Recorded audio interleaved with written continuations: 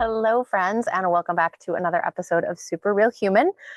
This one has got a lot in it. We've got some life updates that are pretty big, um, and they are both personal, professional. I mean, they're professional, but they really kind of impact the personal, as it does. So, we're going to dig into that, and we're going to kind of be in real time talking about how life has shifted and what that means. And this is going to be a bit of an ongoing story because the journey is ongoing. So, with all that said, let's dig in. All right. So, as you guys may or may not remember, I have had one client in particular that has been significantly larger than the rest of my clients for the last couple of years. Since 2024, I had been working as a consultant and a coach at a local credit union and loving it, absolutely loving it. And as is in the financial industry, there's just a lot of change, right? There's a lot going on. And so I had stayed with them from initially what was, like a 6 week to a 6 month to a 1 year to a kind of ongoing contract, as they were evolving and going through some changes. So, um, fast forward, this past May, I was offered to start in June, coming on full time as their senior vice president of marketing, which awesome, right? So super excited.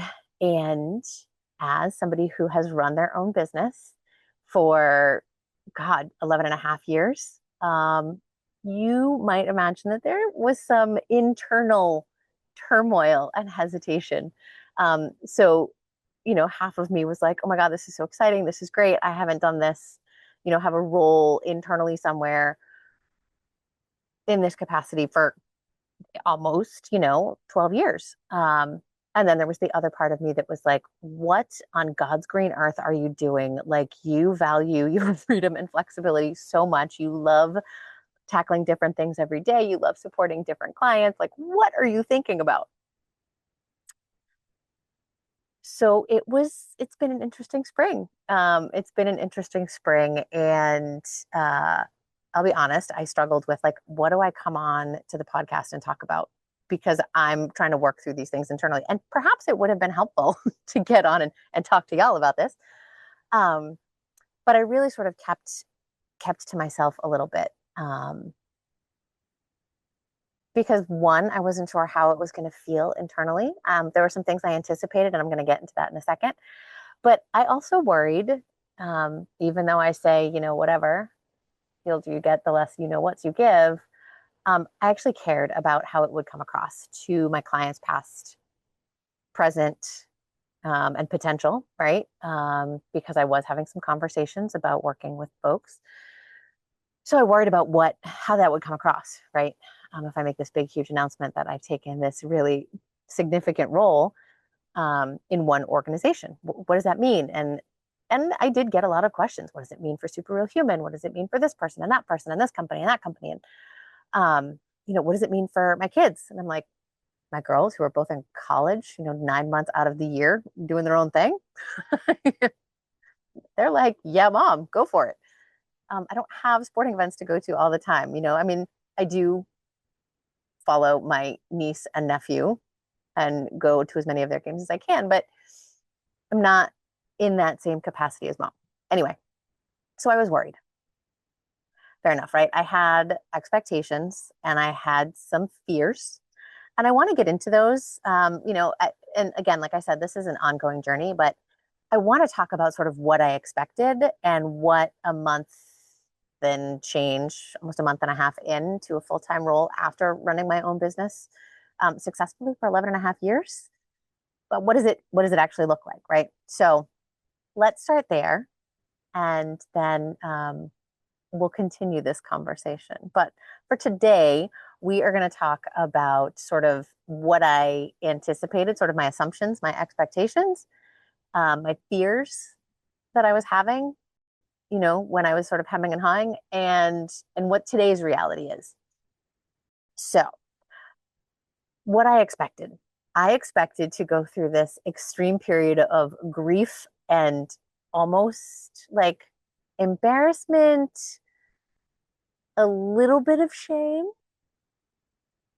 and this like internal tension. Like that's what I expected would happen. And I expected it to happen like instantaneously right away.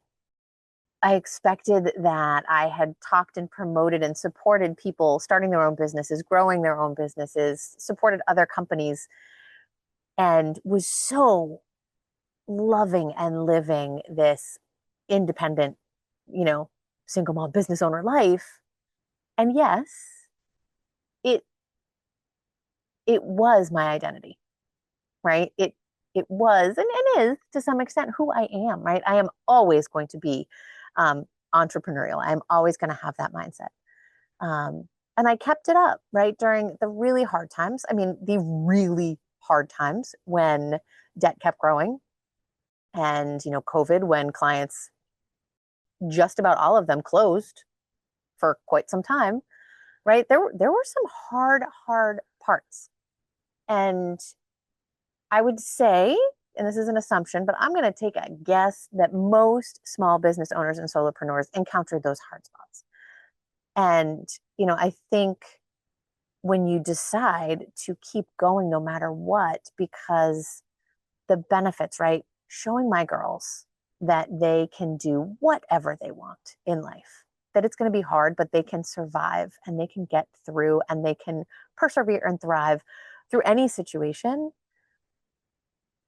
They can choose their path and they can keep at it if they want to.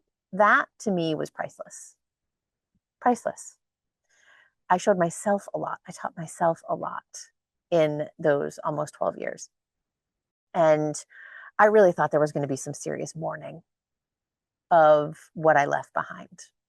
And I actually think the biggest gift in this shift was that I realized that that's never going to be left behind. Like that person that became so resilient and so determined and driven and can hustle when she needs to and still do it with every sort of moral and ethical and kind fiber intact. That person, that is who I am.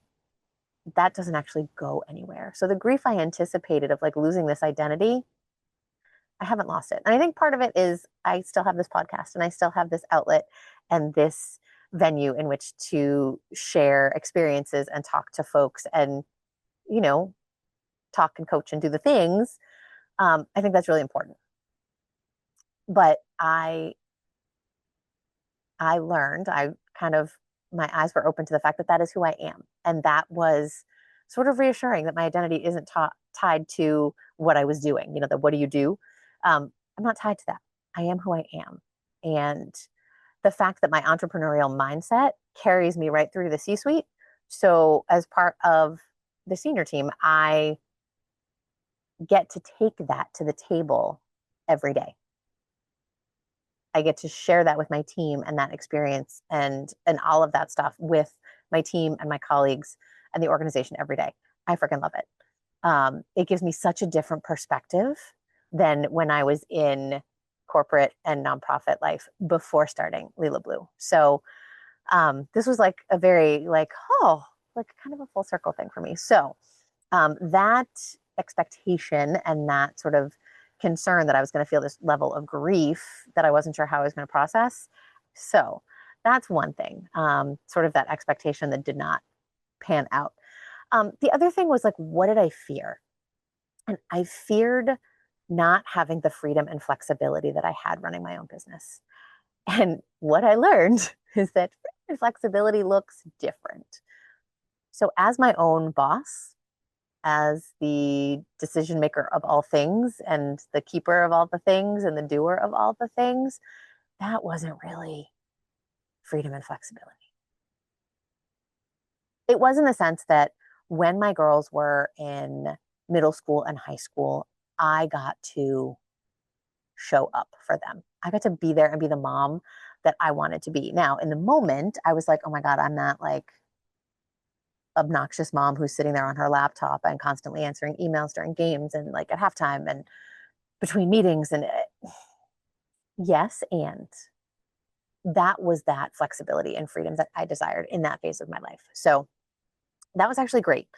Um, and now I find myself as an empty nester, a little bit different time on my hands. So um, the freedom and flexibility is different because I now have the freedom to focus on one organization and doing amazing things and really hyper focusing on the many, many things within that context and within that construct, right? So this is more like, it's more like infrastructure and less of like an incarceration, right? It does not feel trapped.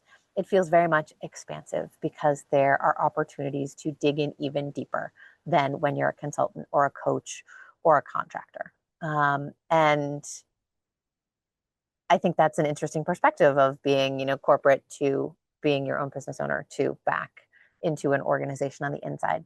I love it.